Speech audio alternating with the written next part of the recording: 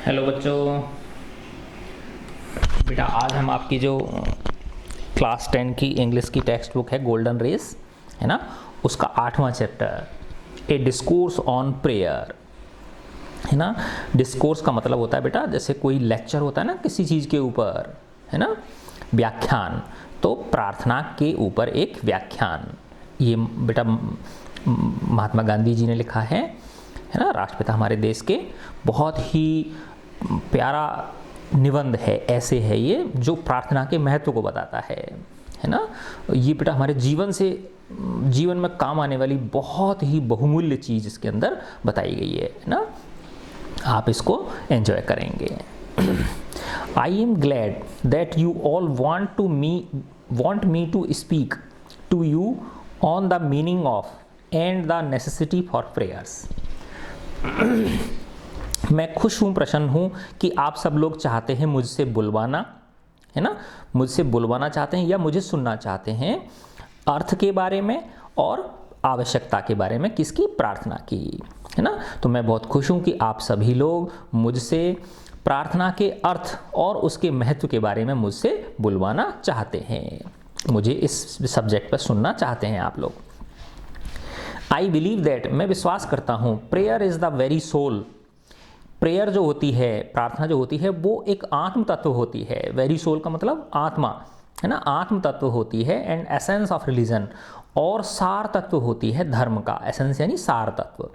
तो प्रार्थना है ना आत्म तत्व और सार तत्व होती है धर्म का। एंड देयरफॉर, अतः prayer must be the very core of the life of a man, अतः एक व्यक्ति के जीवन का मूल केंद्र बिंदु ये प्रार्थना होनी चाहिए। वेरी कोर का मतलब केंद्र बिंदु। For no man can live without religion, क्योंकि एक व्यक्ति धर्म के बिना रह नहीं सकता है ना। और जो ये प्रार्थना है ये धर्म का सार तत्व है। अतः देयर आर सम, कुछ लोग होते हैं हु इन ईगोटिज्म, जो अपने अहंकार में, ऑफ देयर रीजन, अपनी बुद्धि के अहंकार में, डिक्लेयर, यह घोषणा करते हैं या ये कहते हैं that they have nothing to do with religion, कि उनका तो धर्म से कोई लेना देना ही नहीं है। बट लेकिन इट इज़ लाइक, अगर वो ऐसा कहते हैं कि हमारा तो धर्म के साथ कोई लेना देना नहीं है, तो अगर वो ऐसा कहते हैं तो but it is like a man, तो ये इस प्रकार से है कि एक व्यक्ति कह रहा हो, सेइंग यानी इस तरह से कह रहा हो, मानो दैट ही ब्रीथ्स, वह सांस तो लेता है, but that he has no nose, लेकिन उसकी नाक नहीं है। अगर कोई व्यक्ति ऐसे कहता है कि मेरा धर्म से कोई लेना देना नहीं है, तो ऐसे समझो कि वो ऐसे कह रहा है कि मैं सांस तो लेता हूँ लेकिन मेरे नाक नहीं है। तो जिस प्रकार से बिना नाक के सांस नहीं ली जा सकती, उसी प्रकार से बिना धर्म के बिना जीवन संभव नहीं है। वेदर बाय रीजन और बाय इंस्टिंक्ट और बाय सुपरस्टिशन, रीजन यानी बुद्धि, इंस्टिंक्ट यानी सहज भाव, इंस्टिंक्ट सहज भाव, सहज है ना मूल प्रवृत्ति, और सुपरस्टिशन यानी अंधविश्वास। तो चाहे बुद्धि के हिसाब से मान लो, चाहे जो अपनी सहज प्रवृत्ति होती है उसके हिसाब से मान लो, या अंधविश्वास के हिसाब से मान लो, मैन एक्नॉलेजेस, जो आदमी है वो स्वीकार करता है, सम सॉर्ट ऑफ रिलेशनशिप, एक प्रकार का संबंध विद द डिवाइन, उस परम आत्मा से। डिवाइन किसको बोलते हैं? उस परम आत्मा, ईश्वर को बोलते हैं हम, गॉड जिसको बोलते हैं, ठीक है ना। ईश्वर, अल्लाह, जीसस, कुछ भी बोल दो बेटा, है ना। द रैंकेस्ट एग्नोस्टिक और अथियस्ट, एग्नोस्टिक का मतलब होता है जो किसी चीज में भी विश्वास ना करे, है ना।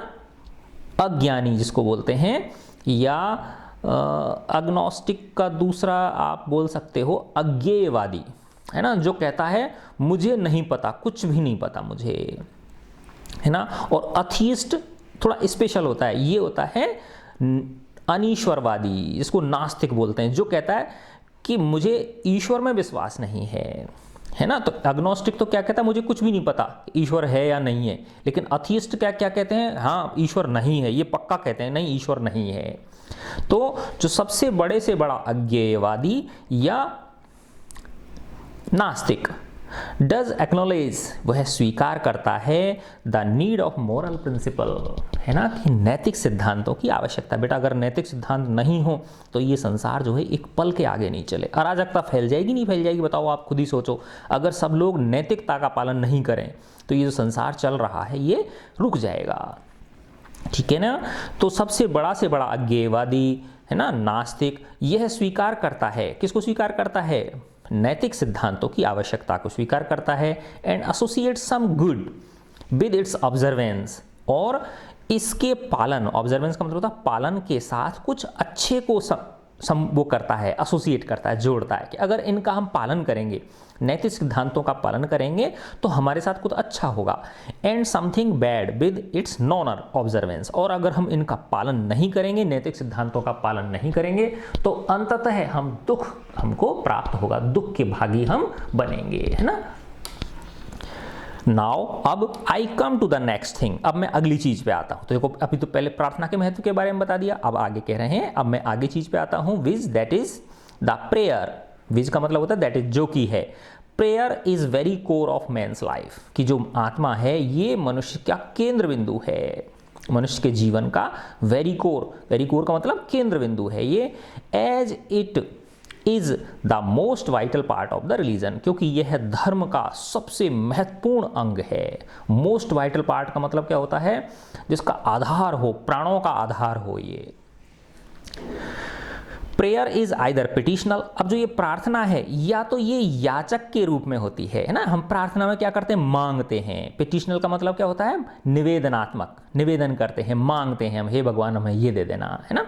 तो प्रेयर इज ईदर पिटिशनल, जो प्रार्थना है या तो ये निवेदनात्मक होती है, और या इन इट्स वाइडर सेंस, अपने बड़े रूप में, इज इनवर्ड कम्युनियन, या दूसरे अपने बड़े रूप में अगर हम इसको देखें तो ये हमारा आंतरिक जुड़ाव होती है। इनवर्ड कम्युनियन का मतलब क्या हो गया, आंतरिक जुड़ाव, किसके साथ, उस परम आत्म के साथ।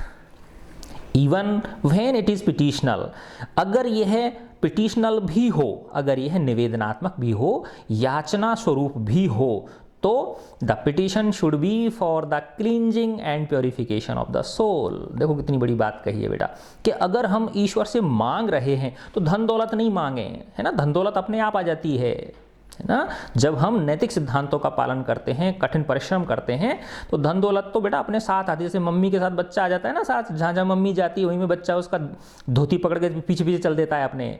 तो वैसे ही समझो बेटा, अगर आप नैतिक नियमों का पालन करोगे, कठिन परिश्रम करोगे, है ना, तो सुख, समृद्धि, धन दौलत ये सब अपने आप चली आएंगी, है ना। जिस प्रकार से एक छोटा बच्चा सदैव अपनी मम्मी का पल्लू पकड़ के रहता है, ठीक है।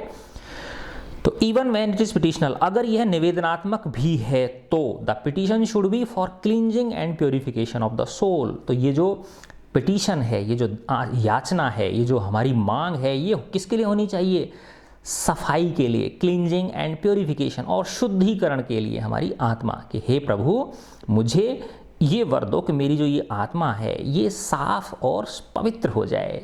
For freeing it from layers of ignorance, और किसके लिए होनी चाहिए वो हमारी याचना, freeing it from layers of ignorance, ignorance यानी अज्ञानता की परतों से हम मुक्त हो जाएं। एंड डार्कनेस, है ना, अज्ञानता और अंधेरे की जो परतें हमारे मन मस्तिष्क पर छा गई हैं, हम उनसे मुक्त हो जाएं। दैट एनवलप इट, जो कि इसको घेरे हुए हैं, यानी हमारी बुद्धि को जो ये अज्ञानता और अंधेरे की जो परतें हैं, ये जो हमारी इसको घेरे हुए हैं, हे प्रभु हमारी इस बुद्धि को क्या कर दो, आप स्वच्छ और पवित्र कर दो। ही वह, देयरफॉर अतः, who hungers for the awakening of the divine in him must fall back on the prayer, है ना। देखो कितनी बड़ी बात कह रहे हैं महात्मा गांधी जी, कि अतः अगर कोई व्यक्ति को भूख है किसकी, जागृत करने की, उस परम आत्मा को अपने अंदर, उसे निर्भर होना होगा, फॉल बैक इन निर्भर होना होगा ऑन प्रेयर, ठीक है ना। तो अगर कोई व्यक्ति अपने अंदर उस डिवाइन को, उस परम आत्मा को जागृत करना चाहता है, अवेकन करना चाहता है, तो उसे प्रार्थना का सहारा लेना ही होगा, उसे प्रार्थना पर आश्रित होना ही होगा। बट लेकिन prayer is no mere exercise of words, और ऑफ द ईयर्स, है ना। लेकिन देखो गांधी जी यहाँ चेता रहे हैं कि प्रार्थना का मतलब ये नहीं है बस हरे रामा हरे कृष्णा कर लो, मन कहीं और है, बुरे कर्म कर रहे हैं और बस ये हरे रामा हरे कृष्णा में लगे हुए हैं, ऐसा कुछ नहीं है। But prayer is no mere exercise of words, लेकिन ये जो प्रार्थना है ये शब्दों का जाल नहीं है, ये शब्दों की कोई एक्सरसाइज नहीं है ना, शब्दों का क्रियाकलाप नहीं है, ना ही कानों का क्रियाकलाप है भाई भजन सुन लो आप। It is no mere repetition of empty formula, और ना ही ये किसी खाली सूत्र को रटने का है। रिपीटिशन यानी बार बार दोहराना, एम्प्टी फार्मूला यानी खाली सूत्र।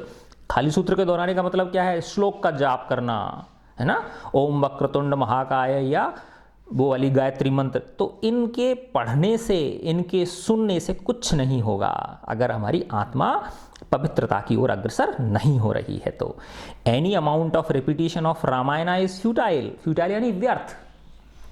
किसी भी मात्रा में अगर हम रामायण का पाठ कर रहे हैं तो वो व्यर्थ है। If it fails to state the soul, देखो आगे नहीं बेटा वही बात, अगर यह हमारी आत्मा को, है ना, झकझोरने में असफल होती है ना, तो चाहे कितनी भी हम रामायण का पाठ कर लें वो हमारे लिए व्यर्थ है। It is better in prayer to have a heart without words than words without a heart, है ना। तो देखो बहुत बड़ी बात कही है कि जब हम प्रार्थना कर रहे हैं तो भले ही शब्द न हो, है ना, हर्ट हो, हृदय हमारा उपस्थित हो, है ना। It is better in prayer to have a heart without words, बहुत अच्छा है कि हमारे भले ही शब्द न हो लेकिन हमारा हृदय वहाँ उपस्थित हो, उस प्रार्थना में हमारा मन लग रहा हो, है ना। Than words without a heart, बजाय उसके कि हर्ट तो है नहीं, हृदय तो है नहीं हमारा, हार्ट तो है नहीं, बस शब्द ही शब्द हैं। And I am giving U A bit of my experience, मैं आपको अपने अनुभव का एक छोटा सा हिस्सा बताता हूँ। And that of my companions, और मेरे जो साथी हैं उनके एक्सपीरियंस का भी मैं एक हिस्सा बताता हूँ। व्हेन आई से, जब मैं ये कहता हूँ, है ना, तो यानी ये मेरा और मेरे साथियों का ये के अनुभव का एक हिस्सा है ये, जब मैं ये कहता हूँ दैट ही, कि वह, that he who has experience the magic of prayer, कि जिस व्यक्ति ने इस प्रार्थना के जादू को महसूस कर लिया, मे डू विदाउट फूड, वह बिना भोजन के रह सकता है, फॉर डेज टुगेदर, कई दिनों तक वो बिना भोजन के भी रह सकता है, but not a single moment without prayer, लेकिन वो एक क्षण भी बिना प्रार्थना के नहीं रह सकता। फॉर, क्योंकि विदाउट प्रेयर, बिना प्रार्थना के, there is no inward peace, है ना, आंतरिक शांति उसे नहीं मिलती है ना। देखो कितना प्यारा ऐसे है बेटा उनका, है ना। तो महान जो लोग होते हैं वो ऐसे ही महान नहीं बनते, है ना, पहले वो उस पे उसको कर्म को जीते हैं, फिर ये चीजें मन से निकलती हैं। If that is the case, अगर यह बात है, समवन विल से, कोई कहेगा, we should be offering our prayer every minute of our lives, कि हमको तो हमारे जीवन में हर मिनट प्रार्थना ही करती रहनी चाहिए। फिर तो अगर ऐसा कह सकता है कोई आदमी कि हमको तो हमारे पूरे जीवन में हर मिनट प्रार्थना ही करते रहना चाहिए, there is no doubt about it, है ना, इसमें कोई संदेह नहीं है। बट वी एरिंग मॉर्टल्स, लेकिन हम गलती करने वाले नश्वर प्राणी हैं। एरिंग का मतलब गलती करने वाले, मोर्टल्स का मतलब नश्वर प्राणी, यानी एक दिन हमारा नष्ट होना तय है, जन्म लिया है जिसकी मृत्यु तय है, वो मोर्टल है, नश्वर है, नाशवान है ना। लेकिन हम जो गलती करने वाले नाशवान प्राणी हैं, who find it difficult to retire within ourselves for inward communion even for a single moment, कि हमसे एक क्षण के लिए भी तो अपने अंदर सिमट के रहा जाता नहीं है ना। विल फाइंड इट इम्पॉसिबल, वो हमारे लिए इम्पॉसिबल होगा, to remain perpetually in communion with the divine, है ना। तो हमारे लिए, यानी हम ऐसे गलती करने वाले नश्वर प्राणी हैं कि हम एक सेकंड भी तो शांत बैठते नहीं हैं। तो हमारे लिए कैसे संभव है कि हम उस परम आत्मा के साथ परपेचुअली, लगातार उसके साथ संबंध बनाए रखेंगे, उसके साथ आंतरिक जुड़ाव हम रखेंगे, तो ये संभव नहीं है, ठीक है ना। इसीलिए वो कहते हैं वी देयरफॉर, अतः हम लोग फिक्स सम आवर्स, इसलिए हम कुछ घंटे निश्चित कर लेते हैं, कुछ समय हम निश्चित कर लेते हैं, when we make serious effort, जब हम थोड़ा गहन प्रयास करते हैं, to throw off the attachments of the world for a while, है ना, इस संसार के जो बंधन हैं उनको दूर हटा फेंकने का हम प्रयास करते हैं, प्रयत्न करते हैं, और we make a serious endeavour to remain, है ना, और हम एक गंभीर प्रयास करते हैं, एंडेवर यानी प्रयास करते हैं, प्रयत्न करते हैं रहने के लिए, सो टू से हम कहें तो आउट ऑफ द फ्लैश, है ना, ये जो हमारा हाड़ मांस का शरीर है इससे हम थोड़ा सा अलग होने का प्रयास करते हैं। कहते हैं ना बेटा, जब आदमी प्रार्थना करता है तो उसको अपने शरीर का ध्यान नहीं रहता, अर्थात वो फ्लैश से बाहर हो जाता है। फ्लैश किसको बोलते हैं? जो हाड़ मांस का शरीर है हमारा, इसको बोलते हैं, है ना। तो उसकी जो लॉ है, उसका जो तारतम्य हो किसके साथ बैठ जाता है? उस ईश्वर के साथ बैठ जाता है। ठीक है बच्चों, अच्छा लग रहा है ना आपको, समझ में आ रहा है? हाँ, वेरी गुड बेटा। मैं थोड़ा सा हल्का सा जल्दी इसलिए कर रहा हूँ इसको क्योंकि मुझे एक ही वीडियो में ये लेसन ख़त्म करना है, क्योंकि मेरी इसकी पावर 45-47 मिनट्स की ही है। ठीक है, हो सकता है जल्दी हो जाए, है ना।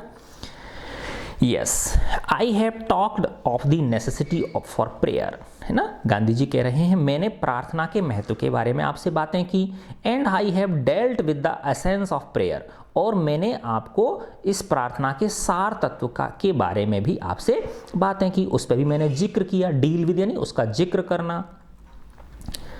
We are born to serve our fellow man, हमारा जो जन्म हुआ है वो हमारे भाई लोगों, जो हमारे साथी लोग हैं, जो हमारे भाई हैं, जो हमारे समाज के, है ना, लोग हैं, है ना, फेलो मैन हैं, उनकी सेवा करने के लिए हुआ है। And we can not properly do so, और हम वो अच्छी तरह से नहीं कर सकते अनलेस, जब तक कि वी आर वाइड अवेक, हम पूरी तरह से जागृत ना हो, है ना, अच्छी तरह से हम विवेकशील ना हो।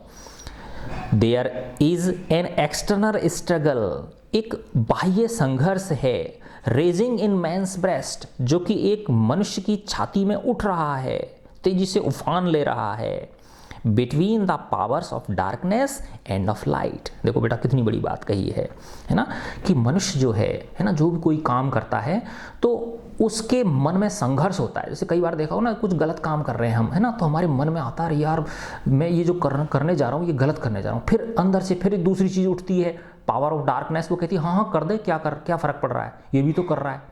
फिर एक बार फिर झिझकते हैं हम, पावर ऑफ लाइट हमको रोकती है। तो पावर ऑफ डार्कनेस हमको गलत रास्ते पर ले जाने के लिए आगे बढ़ाती है, और पावर ऑफ लाइट होती है वो हमें वापस से उसको खींचती है ना, कि नहीं ये गलत है ना। तो बेटा अब यहाँ पे हमारे संस्कार काम आते हैं।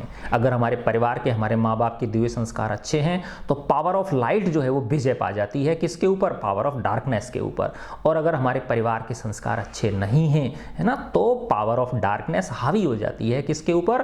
पावर ऑफ लाइट के ऊपर, और हम गलत रास्ते पे चल देते हैं, है ना। लेकिन बेटा तुमने देखा होगा कई बार कुछ बच्चे ऐसे होते हैं जो गलत रास्ते पे जाते हैं लेकिन वापस आ जाते हैं वहाँ से। क्यों आ जाते हैं बताओ?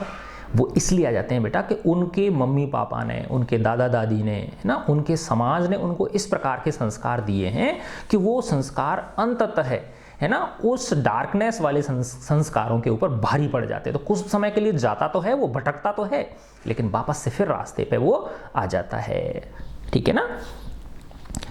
तो ये कह रहे हैं गांधी जी कि there is an external struggle raging in a man's breast between the powers of darkness and light, है ना, यानी हर व्यक्ति के अंदर, है ना, एक संघर्ष हो रहा है, उसके हृदय में उफान ले रहा है किनकी? अंधेरे की शक्तियों और प्रकाश की शक्तियों के बीच, यानी बुरी शक्ति और अच्छी शक्तियों के बीच। एंड ही, और वह, who has not the sheet anchor of prayer, है ना। शीट एंकर ऑफ प्रेयर का मतलब होता है बेटा, जैसे स्टेपलर होता है ना, उससे जो पेज होते हैं, पन्ने जो होते हैं, उनको पंच कर देते हैं, तो वो पन्नों को क्या कर देता है? बांध देता है ना। तो शीट एंकर का मतलब क्या होता है? बांधने वाला स्क्रू बोल दो आप, है ना, पेच स्क्रू होते हैं ना वो।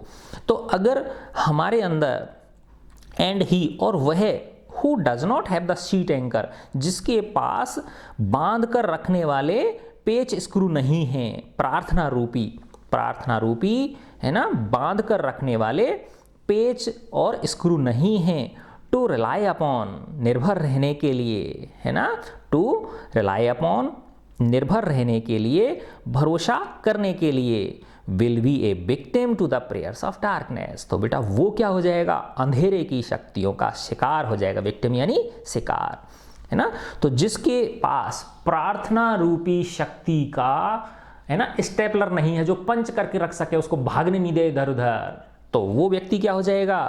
है ना, वो अंधेरे की शक्तियों का शिकार हो जाएगा। और अगर उसके पास प्रार्थना रूपी स्टेपलर है जो उसको उसके मन को भटकने नहीं देगा, पंच करके रखेगा, तो वो इधर उधर नहीं जा पाएगा, उस पर अंधेरे की शक्तियों का प्रभाव नहीं होगा। The man of prayer will be at peace with himself and with the whole world. और जो व्यक्ति के अंदर प्रार्थना की शक्ति होती है ना, जो प्रार्थना करता है मन से, हृदय से, वो खुद भी शांति के साथ रहता है, उसके मन में भी शांति भी होती, उसके खुद के मन में भी शांति होती है, और विद द होल वर्ल्ड, और वो पूरे संसार के साथ भी शांति से रहता है ना, वो कोई दंद फंद नहीं करता, है ना।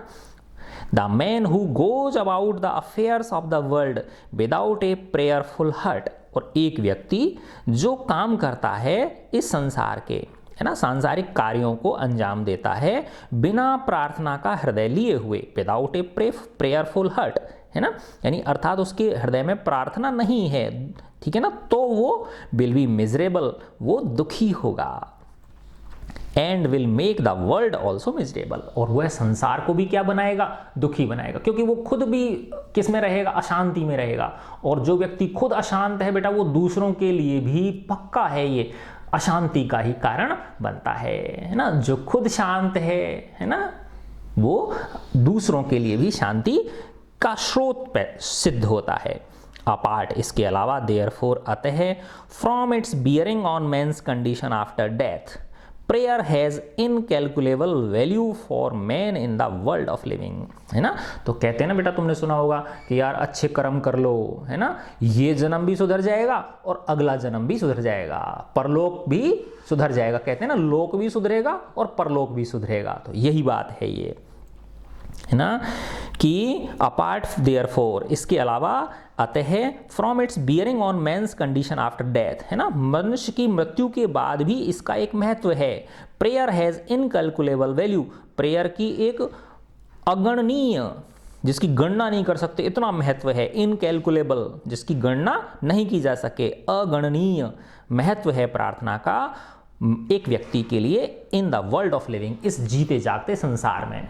तो प्रार्थना का महत्व इस जीते जागते संसार में भी है, और इस संसार के बाद मृत्यु होकर जब आदमी जाता है वहाँ पर भी इसका महत्व है।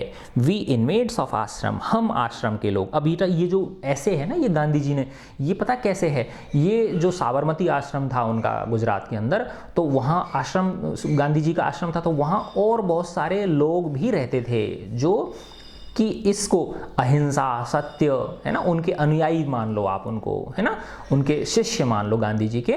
तो वो गांधी जी के पथ पे चलने का प्रयास कर रहे थे, तो वो गांधी जी उनको ये व्याख्यान दे रहे हैं प्रार्थना के ऊपर। तभी तो इस लेसन का नाम ए डिस्कोर्स ऑन प्रेयर है, प्रार्थना के ऊपर एक व्याख्यान है इसका नाम, ठीक है ना।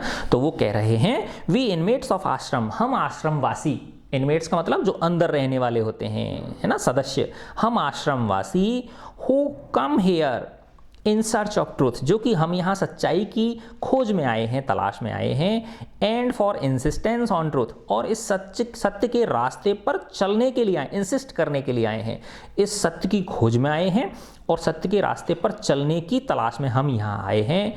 Professed to believe in the efficacy of prayer, हमें प्रार्थना की जो एफिकेसी है ना, महत्व जो है प्रार्थना का, है ना, उसके ऊपर उसे हमें स्वीकार करना होगा, है ना।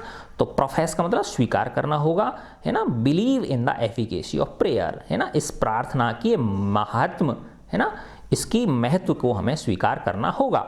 But had never up to now made it a matter of vital concern, लेकिन वो देखो बेटा, वो चेता रहे हैं उनको, है ना, उनको चेतावनी दे रहे हैं इनमेट्स ऑफ आश्रम को, आश्रम में जो रहने वाले हैं, कि लेकिन हमने अभी तक, है ना, इस प्रार्थना को वाइटल कंसर्न का हिस्सा नहीं बनाया है ना, यानी एक तरह से जीवन का जो महत्वपूर्ण जो कंसर्न होता है उससे संबंध इसका हमने अभी नहीं जोड़ा, अर्थात हम अभी इसे हल्के में ले रहे हैं। We did not bestow on it the care that we did on other matters, है ना। तो वो कह रहे हैं, हमने अन्य मामलों पर जितनी केयर की है ना, हमने अन्य मामलों में जितनी केयर की है उतनी जो कंसर्न है वो हमने इसके ऊपर नहीं लगाई है। बेस्टो बेस्टो का मतलब क्या है बेटा कि उसको देना किसी चीज़ को, है ना। तो जितनी हमने अन्य चीज़ों के ऊपर हमारा ध्यान लगाया है उतना हमने इसे अभी इतना अपने वाइटल कंसर्न जीवन का एक केंद्र बिंदु अभी हमने इसे नहीं बनाया है। I awoke from my slumber one day and realized that I had been woefully negligent to my duty in this matter, है ना। मैं एक दिन नींद से जागा, है ना, गांधी जी कह रहे हैं मेरे अंदर भी कमी है, ठीक है ना। मैं एक दिन नींद से जागा और मैंने महसूस किया, एंड रियलाइज दैट, और मैंने महसूस किया कि आई हैड बीन वोफुली, कि मैं जानबूझकर, है ना, नेग्लिजेंट रहा, है ना। नेग्लिजेंट का मतलब मैंने जानबूझकर अनदेखा किया मेरे कर्तव्य को। इस मामले में, इस प्रार्थना के मामले में मैंने अपने आप को क्या रखा था, नेग्लिजेंट रखा था, है ना। यानी मैं उतना ध्यान नहीं देता था जितना मुझे देना चाहिए था। I have therefore suggested a measure of stern discipline, है ना। तो बेटा तभी कहते हैं ना कि कठोर अनुशासन जब तक किसी चीज़ के प्रति नहीं होता तब तक हमें वो सिद्धि नहीं मिलती है। तो गांधी जी कह रहे हैं I have therefore, अतः मैंने सुझाया, suggested a measure of stern discipline, है ना, कठोर अनुशासन। stern discipline का मतलब कठोर अनुशासन का पालन मैंने सुझाया। and far from being any the worse, I hope we are the better for it, है ना। और हम इस रास्ते पर गलत और दूर जाने के बजाय मैं आशा करता हूं कि हम कुछ अच्छा करेंगे। For it is so obvious, क्योंकि ये बिल्कुल स्पष्ट है। सो ऑब्वियस यानी बिल्कुल क्लियर है, बिल्कुल ये स्पष्ट है कि हम हमारे जीवन को सार्थक बनाना चाहते हैं, है ना। तो नॉर्मली क्या होता है बेटा, ये जो मन है हमारा ये इतना चंचल है कि ये भटक जाता है। अतः हमें जब तक कठोर अनुशासन के द्वारा इसे सही रास्ते पर नहीं लगाएंगे तब तक हम हमारे जीवन में प्रार्थना का महत्व ही नहीं जगा पाएंगे और जो अच्छाइयाँ हैं उनको भी ग्रहण नहीं कर पाएंगे, है ना। तो अब देखो एक बहुत बड़ी बात कह रहे हैं, take care of yourself, अपना ध्यान रखो, and the things will take care of themselves, है ना। अगर तुम अपना ध्यान रखोगे, है ना, अपने अनुशासन का ध्यान रखोगे तो चीज़ें अपने आप अपना ध्यान रखने लग जाएंगी, बाकी की चीज़ें अपने आप ठीक हो जाएंगी। आपको प्रयत्न करने की जरूरत ही नहीं है, आपने अपने आप को अनुशासित कर लो। जो आपका उद्देश्य, जैसे बेटा अभी तुम लोग बच्चे हो, 10th क्लास में पढ़ रहे हो आप, तुम्हारा काम क्या है बेटा, खूब, मैं कह रहा हूँ खेलो, खूब खेलो, मस्ती करो खूब, है ना, लेकिन हर चीज़ को, है ना, सीरियसली लो, गंभीरता से लो, है ना। जब पढ़ो तो पूरे मन से पढ़ो, है ना। कई बच्चों को देखा होगा तुमने, खेलते हैं तो पूरे मन से खेलते हैं और पढ़ाई दिखती है सो नींद आने लग जाती है उनको, है ना। तो बेटा जितना तुम खेल में आनंद ले रहे हो उतना ही आनंद पढ़ने में भी लेने की कोशिश करो। तो take care of yourself, अपना ध्यान रखो, अपने आत्म अनुशासन का ध्यान रखोगे तो क्या होगा, things will take care of themself, तो वो चीज़ें अपने आप अपना ध्यान रखने लग जाएंगी। जैसे rectify one angle of the square and the other angles will be automatically right, है ना। अब मैं देखो तुमको समझाता हूँ कि इसका मतलब क्या है। ये कह रहे हैं rectify one angle of A square, एक वर्ग जो होता है, वर्ग के एक एंगल को ठीक कर दो। रेक्टिफाई का मतलब ठीक करना, तो other angles will be automatically right, तो उसके दूसरे जो कोण है वो अपने आप ठीक हो जाएंगे। ऐसे समझो, देखो मैं अभी दिखाता हूं तुमको, यहां देखो बेटा, है ना, कि ये एक स्क्वायर है, ये क्या है, एक स्क्वायर है, वर्ग है ये, है ना। ऐसे समझो ये 4 डंडी हैं, क्या है ये, लकड़ी की टुकड़े हैं, डंडी हैं, और इनको यहाँ पे ऐसे रिबिट लगी हुई हैं इसमें, जैसे नट बोल्ट होते हैं ना बेटा, ऐसे यूं रिबिट लगे हुए हैं इसमें, यहाँ पे, है ना, इस तरह से। तो अभी देखो बताओ बेटा कितने डिग्री के कोण है ये सारे के सारे कोण, 90 डिग्री के हैं कि नहीं है, इसके सारे कोण कितने डिग्री के हैं, 90 डिग्री के हैं। अब किसी ने क्या कर दिया, ये रिबिट लगी हुई तो ये खिसक सकती है ना, अभी तो ये बिल्कुल स्ट्रेट है, इस तरह से हैं, ये रिबिट्स लगी हुई, नट बोल्ट लगे हुए, तो इसको किसी ने ढीला करके, और तो ये क्या हो सकता है, ऐसे भी हो सकता है कि नहीं हो सकता है, यूं हो गया। ये किसी ने क्या कर दिया, इसको ऐसे बल लगा के थोड़ा सा इसको ऐसे खिसका दिया, इसको ऐसे सरका दिया, ऐसे हाथ से आगे ऐसे पुश कर दिया, तो ये अब ऐसे हो जाएगा ना। ये वर्ग तो वही है ना, थोड़ा सा बड़ा बन गया, लेकिन ऐसे समझो आप, है ना। तो अब देखो बेटा इसके कोण 90 डिग्री नहीं रहे ना, है ना। ये देखो, ये 90 से क्या हो गया, कम हो गया, ये 90 से क्या हो गया, ज़्यादा हो गया, ये 90 से कम हो गया और ये 90 से ज़्यादा हो गया, है ना। तो लेखक गांधी जी कह रहे हैं कि आपको इन चारों कोणों को ठीक करने की जरूरत नहीं है, सिर्फ एक कोण को ठीक कर दो आप, है ना। तो देखो बेटा, अगर तुमने माना यहां से पकड़ के इसको और इस डंडी को ऐसे सीधा कर दिया, ऐसे ले आए आप इसको, है ना, यानी इस वाले कोण को, सिर्फ एक कोण को, माना जैसे ये ABCD है, तो इन चारों कोणों को अलग अलग 90 डिग्री करने की जरूरत तुमको नहीं है। तुम इस एक को 90 डिग्री कर दो, अर्थात ये जो डंडी टेढ़ी हो गई थी, पहले ऐसी थी ना, है ना, इस तरह से थी ये, इस तरह से, इस डंडी को वापस से सीधी कर दो, सिर्फ इस कोण को सीधा कर दो, तो ये ऑटोमेटिकली सीधे हो जाएंगे, ये भी ऑटोमेटिकली 90 डिग्री हो जाएंगे। तो बेटा यही कह रहे हैं कि एक एंगल को ठीक कर लो, अर्थात अपने जीवन में तुम अनुशासन ले आओ, बाकी की सारी चीजें अपने आप हो जाएंगी, तुम्हें प्रयत्न करने की जरूरत ही नहीं पड़ेगी, है ना। आई ना बात समझ में। तो बेटा अनुशासन जो है वो अपने आप में बहुत, तुम्हारे लिए प्रार्थना का मतलब, तुम बच्चे हो अभी, है ना, तुम्हारे लिए प्रार्थना का मतलब सिर्फ यही है बेटा, अनुशासित हो जाओ, है ना। मस्ती करने टाइम खूब मस्ती करो, है ना, एक शेड्यूल बना लो, टाइम टेबल बना लो कि भाई मुझे इतने टाइम ये करना है, इतने टाइम, तुम्हें वो एहसास रहना चाहिए। ऐसा नहीं कि भाई बह जाओ, खेल रहे हैं तो खेलते ही चले गए, मूवी देख रहे हैं तो मूवी देखने, मोबाइल चला रहे हैं तो मोबाइल चलाते ही रह गए, है ना।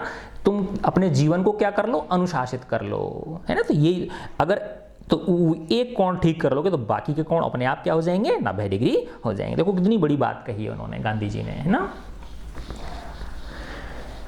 तो rectify one angle of the square, अगर आप वर्ग के एक कोण को ठीक कर लोगे, है ना, तो बाकी के कोण क्या होंगे बेटा, अपने आप ठीक हो जाएंगे, है ना।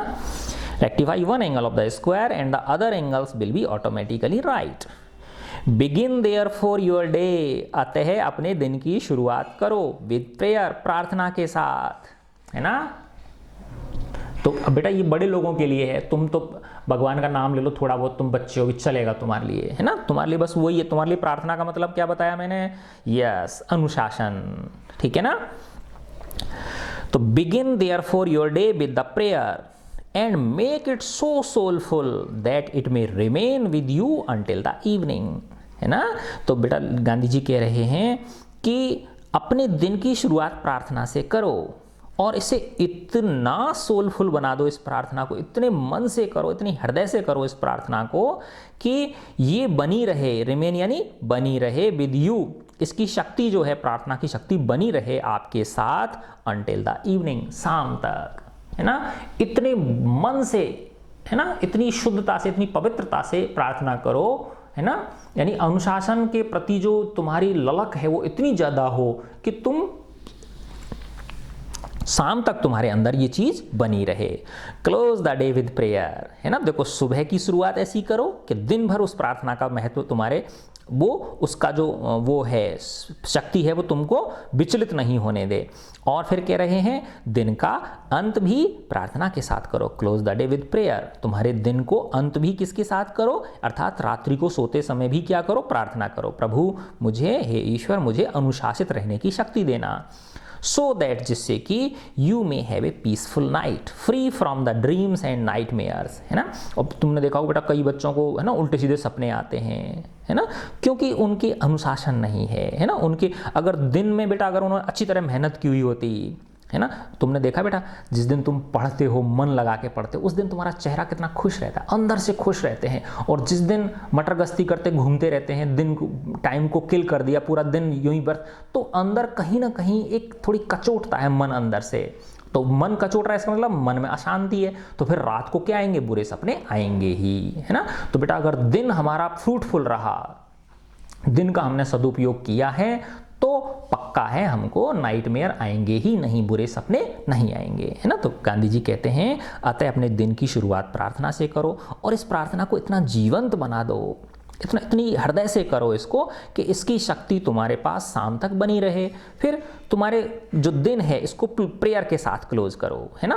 रात को सोते समय भी ईश्वर से प्रार्थना करो, जिससे कि so that you may have a peaceful night, जिससे कि तुम्हारी रात भी कैसी हो, आनंदमय हो, शांति पूर्वक हो बीते, free from dreams and nightmare, सपनों और बुरे सपनों से मुक्त हो तुम्हारी रात। Do not worry about the form of prayer, है ना। तो इसके प्रेयर का क्या तरीका होना चाहिए, इसके ऊपर ज़्यादा चिंता करने की जरूरत नहीं है ना, कि भाई प्रेयर के लिए लंबा चौड़ा वो लवाज में खड़ा करना पड़ेगा, भगवानों की मूर्तियाँ लगानी पड़ेंगी, केले लाने पड़ेंगे, केला पत्ता लाना पड़ेगा, माला लानी पड़ेगी, दीपक जलाना पड़ेगा, दुनिया भर के ताम झाम आडंबर करने की जरूरत नहीं है।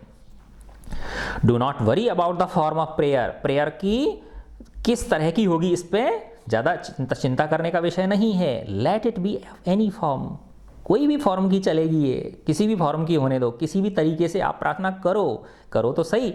It should be such as can put us in communion with the divine, है ना। ये इतनी प्योर होनी चाहिए, ये ऐसी होनी चाहिए, है ना, जो हमारी प्रार्थना है ये ऐसी होनी चाहिए। इट शुड बी सच, ऐसी होनी चाहिए, ये हमें रख सके, है ना, आंतरिक संबंध के साथ, आंतरिक सहजीवन के साथ उस परम आत्मा से, उस डिवाइन, उस दिव्य आत्मा के साथ हम एकाकार हो सकें। कम्युनियन का मतलब एकाकार हो जाना, अलग न रह जाना। All things in the universe, आप देखो बेटा बहुत ही बड़ी बात कही है गांधी जी ने, है ना, कि इस संसार की, all things in the universe, इस संसार की जो सारी चीजें हैं, इस ब्रह्मांड की जो सारी चीजें हैं, including the sun, the moon and the stars, चाहे वो सूर्य हो, चंद्रमा हो, तारे हो, ओबे सर्टेन लॉज, ये किन्हीं नियमों का पालन करते हैं, है ना। देखा हो तुमने बेटा, सूर्य हर दिन सुबह पूर्व से उगता है ना। कितने वर्षों से, लाखों वर्षों से वो अपने इस नियम का पालन करता आ रहा है। चंद्रमा रात को आता है ना। तो देखो वो सब लोग कितने अनुशासित हैं, है ना। और हम लोग कई बार कई दिन निकाल देते हैं बिना पढ़ाई किए हुए, ठीक है ना। तो all things in the universe, इस ब्रह्मांड में सारी चीजें, including the sun and the moon and the stars, है ना, सूर्य, चंद्रमा, तारे, ओबे सर्टेन लॉज, वो किन्हीं नियमों का पालन करते हैं, वो किन्हीं नियमों से बंधे हुए हैं। Without the restraining influence of these laws, नियंत्रणकारी, रेस्ट्रेनिंग का मतलब क्या होता है, नियंत्रणकारी, नियंत्रित करने वाले, इन्फ्लुएंस यानी प्रभाव, इन नियमों के नियंत्रित करने वाले प्रभाव के बिना, विदाउट यानी बिना, अगर ये नियंत्रणकारी प्रभाव न हो, अगर वो नियमों से बंधे हुए न हो, तो the world will not go on for a single moment, तो ये संसार एक क्षण के लिए भी नहीं चल पाएगा, है ना। तुम सोचो अगर एक दिन सूर्य नहीं आए क्या हालत हो जाएगी, ठीक है ना बेटा, जीवन संभव नहीं हो पाएगा। तुम लोग whose mission is in life to service of your fellow man, तो बेटा देखो ये किन को संबोधित कर रहे हैं, मैंने बताया था ना आपको, आश्रम वासियों को संबोधित कर रहे हैं, है ना, जो साबरमती आश्रम में रहते थे गांधी जी के में, जो उनके शिष्य थे वो। तो वो कह रहे हैं, हे आश्रम वासियों, तुम लोग जिनका की जीवन में मिशन है, जिनका जीवन का उद्देश्य क्या है, service of your fellow man, अपने भाइयों की सेवा करना, है ना। जो फेलोमैन का मतलब जो तुम्हारे भाई लोग हैं, भाई बहन हैं, उनकी सेवा करना तुम्हारा, क्योंकि तुम लोगों ने क्या कर लिया है, एक व्रत उठाया है कि आजीवन तुम क्या करोगे, सेवा करोगे, है ना। तो विल गो टू पीसेस, तुम टुकड़े टुकड़े हो जाओगे, टुकड़े टुकड़े होने वाला ऐसा नहीं तुम्हारी मृत्यु हो जाएगी, तुम खंड खंड हो जाओगे, अर्थात तुम क्या हो जाओगे, मानसिक रूप से अशांत हो जाओगे। if you do not impose on yourself some sort of discipline, अगर तुम अपने ऊपर किसी न किसी प्रकार का अनुशासन इम्पोज नहीं करोगे, किसी न किसी प्रकार का अनुशासन अगर तुम अपने ऊपर नहीं लगाओगे, तो तुम बिखर जाओगे। गो इनटू पीसेस का मतलब क्या है यहाँ पे, बिखर जाना, अर्थात तुम्हारी शक्ति क्या हो जाएगी, बिखर जाएगी, तुम कुछ भी नहीं कर पाओगे। अगर तुम किसी भी प्रकार का अनुशासन अगर तुम अपने ऊपर नहीं आरोपित करोगे तो तुम बिखर जाओगे। और and prayer is a necessary spiritual discipline, और ये जो प्रार्थना है ये बहुत ही आवश्यक आध्यात्मिक अनुशासन है। स्पिरिचुअल यानी आध्यात्मिक, है ना। तो यानी गांधी जी कह रहे हैं कि अगर तुम यहाँ आए हो, घर बार छोड़ के आए हो तुम सब लोग, तुम्हारा क्या मिशन है, क्या उद्देश्य है, क्या लक्ष्य है, तुम्हारे भाइयों बहनों की सेवा करना, है ना। तो तुम लोग इस रास्ते से क्या हो जाओगे, विचलित हो जाओगे, अगर तुम अपने ऊपर किसी प्रकार का आध्यात्मिक अनुशासन नहीं लगाओगे तो। और ये जो प्रार्थना है ये एक बहुत ही आवश्यक आध्यात्मिक अनुशासन है। इट इज़ डिसिप्लिन एंड रेस्ट्रेंट्स, ये अनुशासन और नियंत्रण ही है that separates us from brute, जो कि हमें हिंसक जानवरों से अलग करता है। यानी मनुष्य में है ना, इंसान में और जानवरों में फ़र्क क्या है? जानवरों के कोई अनुशासन नहीं होता। तुमने देखा ना बेटा, एक जानवर खा रहा है ना, भैंस या गाय चर रही है और दूसरी गाय आ जाए तो वो सींग मारती है उसके अंदर, है ना, क्योंकि उनमें अनुशासन नहीं है। हम लोग कोई हमारे घर आ जाए तो आओ भाई बैठो, पानी पियो, चाय पियो, खाना खाओ, है ना। तो यही अंतर है। किस चीज़ का अंतर है? मनुष्य में और पशु में किस चीज़ का अंतर है? डिसिप्लिन एंड रेस्ट्रेंट्स, यानी हम सब एक अनुशासन से बंधे हुए हैं, हम नियंत्रणों के अधीन हैं, है ना। तो ये अनुशासन और नियंत्रण ही है जो हमें पृथक करता है फ्रॉम द ब्रूट, है ना, पशुओं से हमें पृथक करता है। तो देखो बेटा कितनी वंडरफुल ऐसे है ये, है ना, मुझे बहुत प्यारा लगता है ये, है ना। और आप लोग भी बेटा इसको एक बार पढ़ो, 2 बार पढ़ो, है ना, और पढ़ने के साथ साथ थोड़ा बहुत, है ना, इसको अपने जीवन में अमल में लाने की भी कोशिश करोगे आप, है ना। तो मुझे बताना कमेंट में कि आपको ये कैसा लगा, ठीक है बच्चों। और बेटा इस मेरे जो वीडियोस हैं मैथ्स के, साइंस के, इंग्लिश के, कक्षा 8, 9, 10, 11 के भी हैं, है ना। 8, 9, 10 के तो तीनों सब्जेक्ट्स के हैं। 8th, 9th, 10th में तो बेटा तीनों के हैं, मैथ्स, इंग्लिश और साइंस के। 11th में सिर्फ फिजिक्स के हैं। तो बेटा जो भी तुम्हारी जान पहचान के लोग हैं उनको व्हाट्सएप के माध्यम से इनकी यूट्यूब की लिंक शेयर कर सकते हो और उन्हें कह भी सकते हो कि मेरा जो चैनल है इसको सब्सक्राइब कर लेंगे, तो ऑटोमेटिकली उनके पास क्या आ जाया करेंगे, नोटिफिकेशन आ जाएंगे, ठीक है। सब्सक्राइब नहीं कर रहे हैं कोई बात नहीं, है ना, लेकिन उनके लिए आप शेयर जरूर कर दो बेटा, ठीक है बच्चों। गॉड ब्लेस यू ऑल बेटा।